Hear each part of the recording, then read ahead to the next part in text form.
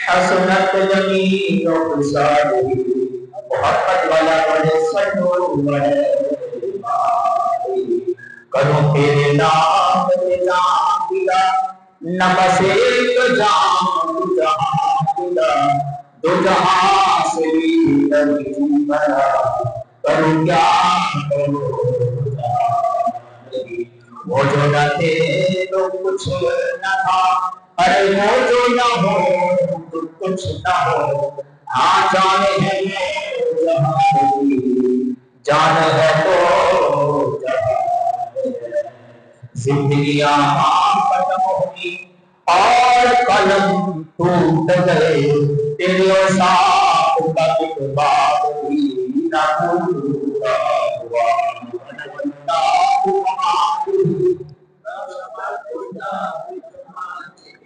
حسنت جمیع خصالہ یہ پتہ ہے اس کا مطلب کیا ہے؟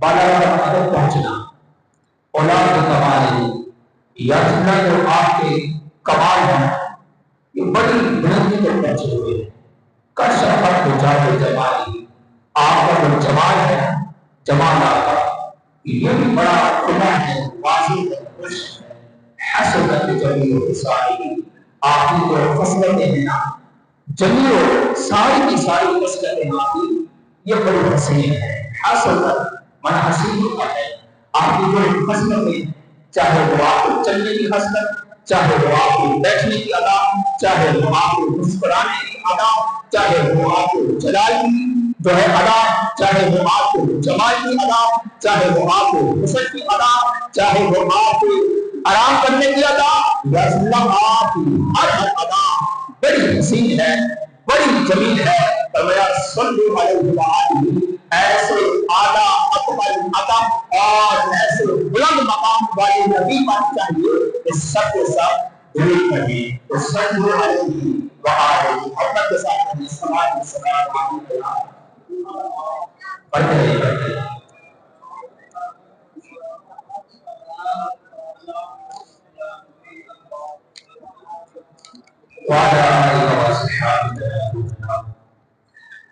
جناب حضرات میرے محترم بندہ اسلامی بھائیوں اللہ نے مخلوق میں ہر ایک کو جدا جانا شان دی ہے کسی کو چھوٹا مقام کسی کو بڑا مقام کسی کو اعلیٰ درجہ کسی کو حسن میں خوبی دی کسی کو شجاعت میں خوبی دی کسی کو جو ہے وہ علم میں خوبی دی لیکن مولا علی کی جو شان ہے مولا علی کی شان یہ بڑی جدا مانا ہے بڑی جدا مانا آپ شجاعت میں بے مثال بے مثال آپ علم میں بے مثال بے مثال اور آپ حضور پر جان بچھاور کرنے میں بھی بے مثال بے مثال ہے ہر معاملے میں اور کیوں نہ ہو یہ بہت قریب آقا علیہ السلام کی جو آپ ہے یہ مولا علی کی پہلی غذا ہے مولا علی رضی اللہ عنہ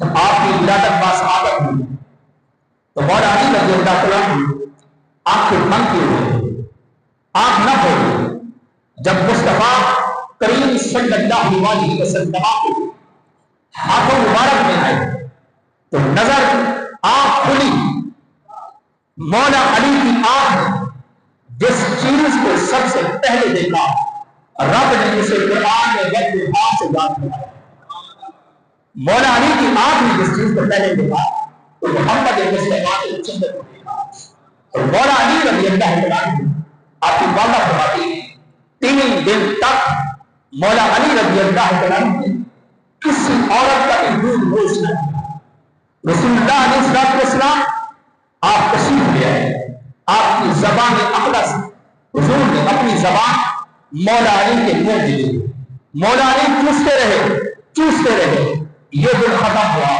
دوسرے دن پھر حضور تشریف لے آئے پھر اپنی زبان اخلص مولا علی کے منہ میں ڈالی مولا علی چوستے رہے آپ فرماتے ہیں دوسرا دن گزر گیا جب تیسرا دن شروع ہوا پھر حضور تشریف لے آئے پھر اپنی وما ينطق عن الهوى ان هو الا وحی یوحی زبان.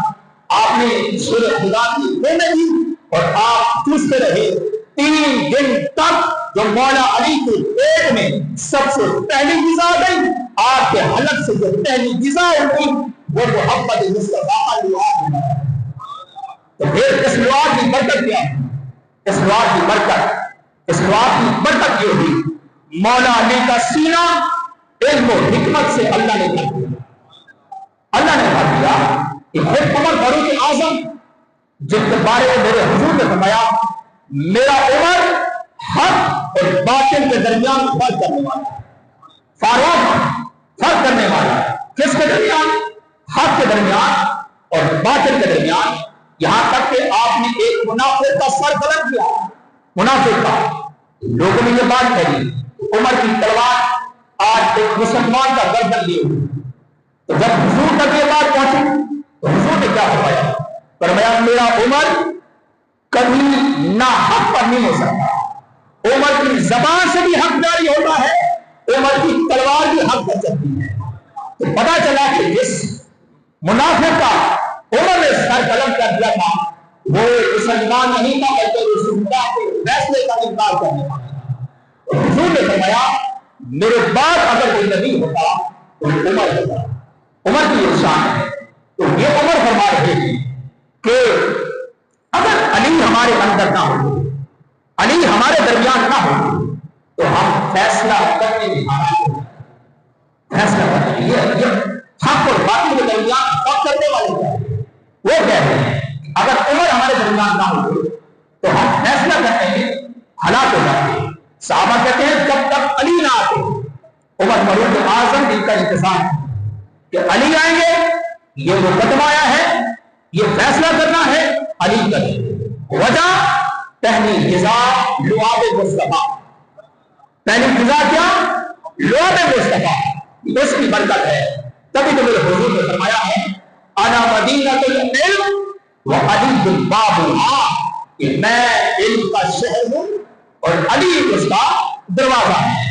آج ہی میں نے حدیث پڑھی جمعے میں کریم آقا نے اس اسلام سے مولا علی کی حکمت کے بارے میں پوچھا یا رسول اللہ دنائی اور حکمت یہ علی کو کتنی عطا کی ہے؟ میرے کریم مصطفیٰ صلی اللہ علیہ وسلم نے فرمایا کہ حکمت اور دنائی کو 10 حصوں میں تقسیم کیا گیا. 9 حصے رب تعالیٰ نے میرے علی کو عطا کیے اور 1 حصہ میرے رب نے علی کے بنا والوں کو عطا کیا. جن کو 9 حصے عطا کیے گئے ان کی حکمت اور دنائی کا عالم ہوا. اور مولا علی کے جو فیصلے ہیں یہ آج بھی عقلوں میں آنے والے ہیں. آج بھی جیسا کہ ایک فیصلہ میں آپ کے سامنے بیان کرتا ہوں.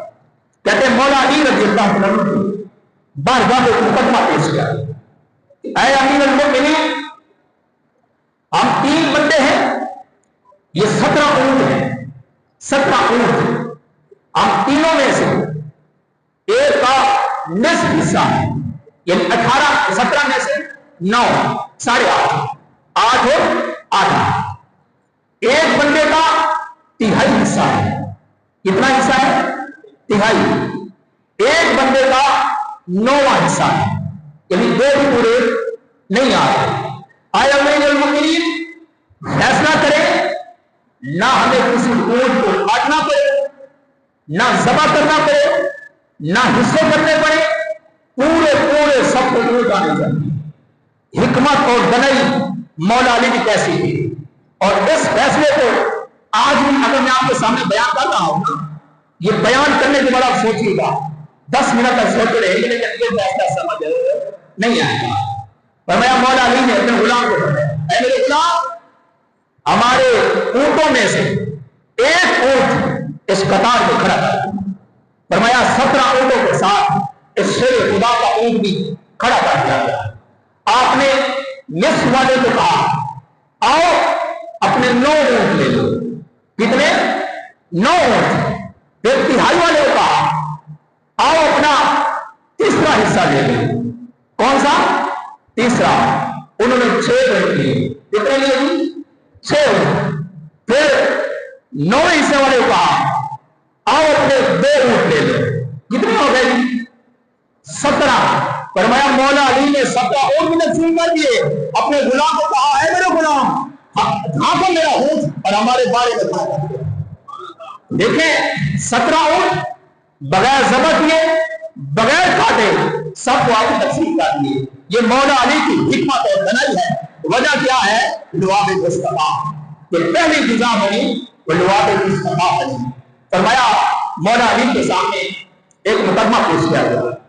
आज की कई ऐ अमीरुल मोमिनीन, ये 2 औरतें हैं, ये 2 औरतें, एक बच्चा है, एक कहती है मेरा है, दूसरी कहती है मेरा है। अब मामला ये भी बड़ा अजीब था, तो फैसला किस तरह करें? मौला अली ने फरमाया तलवार लेकर, तलवार लेके आरा लेके आओ। तो मैं आरा लाया गया। लोगों ने पूछा है अमीरुल मोमिनीन आरा क्या करना है? फरमाया इस बच्चे को ज़ब्ह करना है।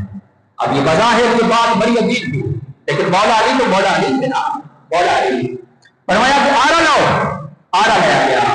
फरमाया इस बच्चे को काटे, ज़ब्ह करो। फरमाया जब आरा करीब किया गया, जिसका बच्चा था, माँ की ममता अंदर से जागी। कहा है अमीरुल मोमिनीन ये बच्चा ना काटे, ये बच्चा किसी औरत का है। फरमाया मौला अली ने जिस औरत के दिल में माँ की ममता ने जोश मारा है, ये बच्चा इसी का है, इसी को वापस कर। दूसरी जो औरत थी वो खुद ही बोल बैठी, ये बच्चा मेरा नहीं था, जिसको एहसास आया है, दर्द आया है, तो इसी का बच्चा है। तो मौला अली के फैसले ये थे। फरमाया एक फैसला आपके सामने मुकदमा ये लाया गया कि एक वजीर थे, उन्होंने अपने लड़के के साथ एक गुलाम को भेजा, सफर किया। जब आगे गए तो इस बंदे के लड़के और इसके गुलाम के दरमियान झड़प हो गई, लड़ाई हो गई। लड़के ने गुलाम को मारा, गुलाम ने लड़के को गालियां दी। करते करते गुलाम ने दावा कर दिया आगे जाकर कि ये लड़का मेरा गुलाम है, यानी जो मालिक था वो गुलाम बन गया और जो गुलाम था वो आका बन गया। कहा यही मुकदमा अमीरुल मोमिनीन मौला अली शेर खुदा करमल्लाहु तआला वजहहु करीम बात पेश किया कि जनाब ये गुलाम और ये लड़का, वो कहता है मैं आता हूं, वो कहता है मैं आता हूं, और वो कहता है ये मेरा गुलाम है, ये कहता है ये मेरा गुलाम है। मौला अली ने फरमाया अपने गुलाम को बुलाया, फरमाया इस दीवार में 2 बड़े सुराख करो, बड़े बड़े सुराख करो। उस गुलाम ने 2 सुराख किए। आपने फरमाया दोनों के सरों को सुराखों से बाहर कर दो। सुराखों से बाहर किया गया। मौला अली ने फरमाया रसूलुल्लाह की तलवार लो, जो फैसला करेगी वो रसूलुल्लाह की तलवार करेगी। और फरमाया अपने गुलाम को कहा कि जो गुलाम है ना इसका सर कलम कर दो। कहते हैं मौला अली ने यही फरमाया। जो गुलाम था उसने कहा या मुझे माफ कर दे, मैं गुलाम हो गया। तो बज़ाहिर में बड़ी अजीब बात थी, लेकिन मौला अली की हिकमत, आपकी दनाई बड़ी कमाल की थी। मौला अली की शुजाअत बड़ी कमाल, मौला अली की हिकमत और दनाई ये भी बड़ी कमाल। तो हुजूर ने फरमाया अली के चेहरे को देखना इबादत है। इला अनज़ुर इला वजहि अली, इला वजहि अली, कि अली को चेहरे को देखना अल-इबादा, ये क्या है? इबादत है। तो ये भी मौला अली की खुसूसियत है। हुजूर ने किसी के लिए नहीं फरमाया, ये मौला अली की खुसूसियत है।